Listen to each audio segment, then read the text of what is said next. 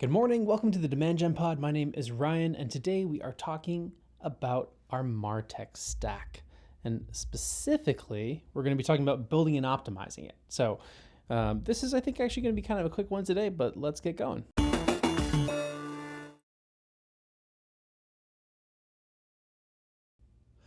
So, all right, Martech stack, right? What is it? It really simply, it's just the combination of marketing technology tools to streamline and optimize our marketing processes. And that might mean our marketing automation tool. It might mean Salesforce. It might mean Tableau if you're doing some sort of BI stuff on your reporting. It could mean Google Sheets. It could mean anything that falls under any of those categories, okay? And the reality is that all of these tools inside of our Martech stack, they ideally work together. So if you have data coming into your marketing automation tool, it syncs with Salesforce, or it syncs with whatever CRM tool you're using, Monday.com, or whatever the other various options are. If it is that you have lead forms and they're Google Forms and they're going into Google Sheets, that Google Sheets then passes that data to somewhere else. That is the ultimate goal. And the reason that this is also important is that it's pretty straightforward, right? It enhances our efficiency, enables data-driven decisions, and improves the customer experience because we can make sure that whatever customer data we have going in one area is going in another area as well at the same time, or at least close to it. So what should we consider when we're building and then also optimizing our Martech stacks? We can think about the needs. So what are the business goals? What are the audiences that we're targeting, and what are the marketing objectives? So this can also go beyond our CRM tools and also into the actual marketing side of things, paid and email and all of those things as well. So when you're thinking about what you need, consider your functionality that you're requiring, consider the scalability of those tools, and really importantly, integration capabilities, right? And also, then for the optimization side, we can think about reviewing and updating the tools, making sure that all the tools that we're using are aligned to business goals. And then, also what are the benefits, and then also just how they all work together. And so just a kind of an example of this, right? So an example of this for us was that we were using several different tools, actually for the podcast specifically, but even with clients, we will use tools, and we were using a tool called Email on Acid to test all of our emails, and we ended up actually switching over to Litmus. And the reason that we did that was because the frequency that we were using it and the sort of the structure that Email on Acid, even though it's great, that it uses in terms of getting extra accounts for people, it actually just made more sense scalability-wise to use Litmus. So we ended up having an annual subscription to Email on Acid, and when that ran out, we moved over to Litmus because we realized inside of our tech stack that we ultimately really needed to think about what happens if we add another team member. What's the cost there? And even though it might only be a few $100 a year, and it's not necessarily all that expensive to add somebody, it can add up. And so when you're thinking one at a time, maybe not such a big deal. What happens when it's 2, 3, 4, and you're talking about thousands and thousands of dollars a year? What does that look like? This can also this can also reach over into things like email marketing tools. When you're thinking about an email marketing tool, and I think we had an episode on this too, what happens when you've got 500 people in there? What happens when you have 10? Probably not that big of a deal. What happens when you have 10,000 because you've grown? What does that look like in terms of cost? What does it look like in terms of workflows that you can create? How complex can you make them? Will the tool be able to grow with you the way that you need it to? And we don't necessarily always know how a tool needs to be able to grow. We certainly don't a lot of the time, but we can at least guess and make educated decisions. So with the efficiency side of things, we can really streamline those processes. We can reduce manual effort. A lot of what Nurture Labs does, for example, is they really focus on streamlining and reducing manual requirements by integrating tools together, even if they're not supposed to be integrated or should not be able to be integrated. We try to find routes in order to be able to pass data from one to the other so that they are. And it's funny because this actually came up just today, actually. We were doing testing for client emails, and the client emails were in total, there are about 28 emails, okay? And we had actually built a Zapier program for a different client. And the way that it worked was that we had, when a test email got sent, we would send it to a special email address. And that email address would then go into Zapier. Zapier would pick it up. It would find the view as a web page link. And then as soon as it found that link, it would grab it, send it over to an API, through an API to a tool to grab the screenshot of that view as a web page link. And then it would take that and then it would put it into a Google Sheet. And this was really neat because when we were doing this for our other client, it was like almost 100 emails that we were trying to do.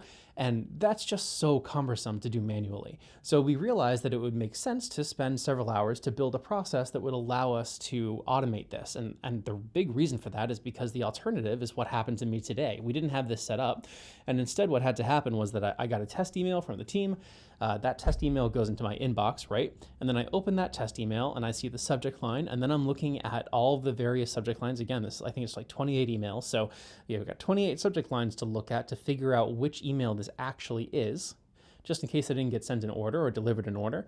And then once you have that, you go and you find the view as a web page link, you open it, you copy it, you put that into Google Sheets next to the correct email name, and then you kind of set up Google Sheets so that we have like the email name, the subject line, the view as a web page link, and then, round 1 QA notes, round 2 QA notes, et cetera, et cetera. And this all comes into play because at the end of the day, this has taken me so long. And I really wish, even though it's really simple and there's nothing all that complicated about it, it just takes a long time to get an email, look at it, recognize that email, not only for a couple of things, right? So not only is that email the correct subject line or has the correct content or whatever, but also just getting into the right spot to even be able to start making those decisions. And then on top of that, the program would then be able to identify if a new test comes in with that same subject line to create a new column for it. And all of that is done automatically. And so what you're able to do is actually do the entire test send in bulk, and then it just populates into a spreadsheet, and then everybody can just go look at it in real time, and it is so helpful. So this actually kind of kicked me today because we didn't do this for this program, and I kind of wish that we had, because in hindsight, I spent probably 2 hours this morning, not just having to do all of the links, but maybe 20 minutes setting up all of the links, and then maybe half an hour going through all of the data and the content, and then sending them back to the developers to have them fixed, and then do it all over again, right? So that's been a lot of my morning today, and that actually gets really frustrated by the end of it. So really thinking about efficiency can make a substantial difference. You can also then convert some of that into data-driven decision-making by looking at the data in real time, which is very helpful. And then, like I mentioned, enhancing your customer experience, because you can use that personalization and engagement. And while that's not really explicitly related to my anecdote, you can certainly see how getting form data to the right places, whether it be to sales or marketing or triggering emails based on all of those things, can be really helpful in real time or near real time, or based on the time that something is submitted or an action happens. So you can go through identifying some of the tools that you could leverage by looking at an assessment of different marketing tools, aligning those to your objectives. You can think about not only who you actually market to, and then what they might benefit from, but also the budget and then the desired outcomes. And then you can sort of start by just saying, like, what's a pain in the ass for me today, right? What's difficult? So here's how you start. What is taking a lot of time? What takes time? And if we understand what takes time, we can then think, how could I make that better, right? So just in my testing example for QA, I already knew that the system worked. I just didn't set it up. But I remember when we were planning on doing the testing for those 100 emails, I thought, gosh, this is going to suck. Like, I really don't want to have to go through this for every single round. I think we did 3 or 4 rounds. So that's 400 emails that's getting looked at. And that is actually getting looked at by, I think, a team of about 7. So, we've got 7 people relying on data to be exactly where it's supposed to be. And that's a lot of work to do manually. So if we can automate any of that, then that really helps. But even if you were looking over into your marketing automation tools or your CRM tools, what is a pain right now? Is it tracking leads? Is it knowing where they came from? Is it being able to tie leads to revenue, or tie I guess contacts or opportunities to revenue?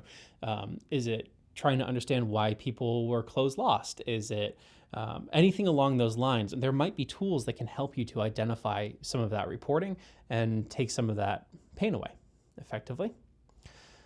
So what are some essential components of a Martech stack? So I think we kind of covered them, but there are some new ones as well. Your CRM system, customer relationship management, pretty straightforward. We need one for effective communication. Analytics tools for tracking and measuring marketing performance, and then any automation platforms that you can streamline repetitive tasks for increasing efficiency, which is Zapier is what we really use to do that. So to help you choose the right ones, criteria. Let's think about functionality, scalability, ease of integration, and cost. Okay, functionality, scalability, ease of integration, and cost. For evaluation, you can leverage trial periods or user feedback, compatibility testing.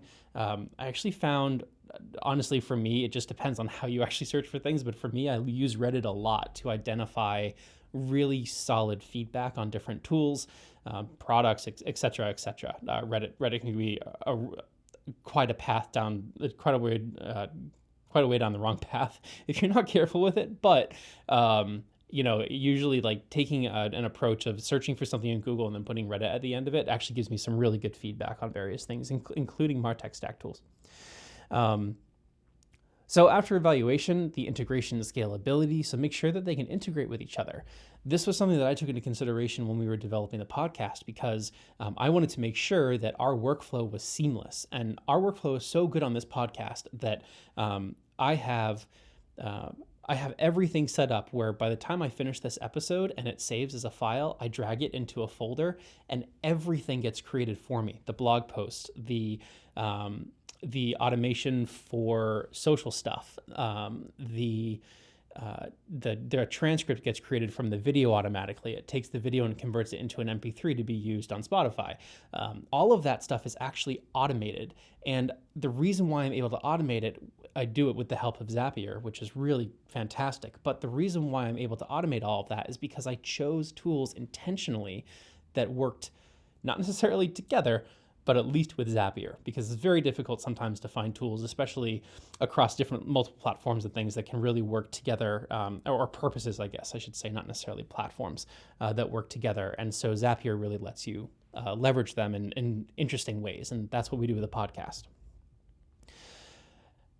What about integrating all of those to create a nice, seamless data ecosystem? So the data flow should really be based on you working to establish clear data pathways and integration points. At what point do you need data to flow from A to B, from A to C, from A to D, from D to B, right? You get the idea. What points do the data have to go that way? And then the other thing I think is really important is always having sort of a source of truth for something, really relevant for CRM data. When you have that understanding, you can structure the data and implement it in a way that is consistent across all of your tools. And that sort of facilitates this cohesive insight, allows you to get better targeting, better personalized experiences when all of those tools are working together kind of seamlessly. Couple of best practices as we wrap up here. Regularly review and update your processes, eliminate redundancies. If you realize that you're paying for two tools that do kind of the same thing, is there a way that you can merge that data together to be able to not have to pay for two tools? And then inside of your automation, implement marketing automation for repetitive tasks. You can use your marketing automation tools. You can use them to manipulate and clean data. An email program, think of wait 7 days and then send an email, wait another 7 days. If they didn't open it, resend it, things like that, right? Things like that, you don't have to send emails in that. You can just put people in them and then manipulate the data as required through various filters that meet certain criteria or meet criteria at a certain time. You can use your marketing automation tools to automate data process cleanup, and that's really powerful. And at the end of the day, all of that allows you to reduce those manual efforts, streamline your workflows to save time and resources, and all of that fun stuff. We're basically at the end here, but I'd really appreciate it if you took the time to subscribe, as that is right in front of my face. And we will see you next time on the Demand Gen Pod. My name is Ryan. You can reach out to us at hello@demandgenpod.com if you have any questions, or you can type the questions right into Spotify. There's a little box there to ask a question. It comes right to us. I'm really happy to answer. Thank you very much and have a great day.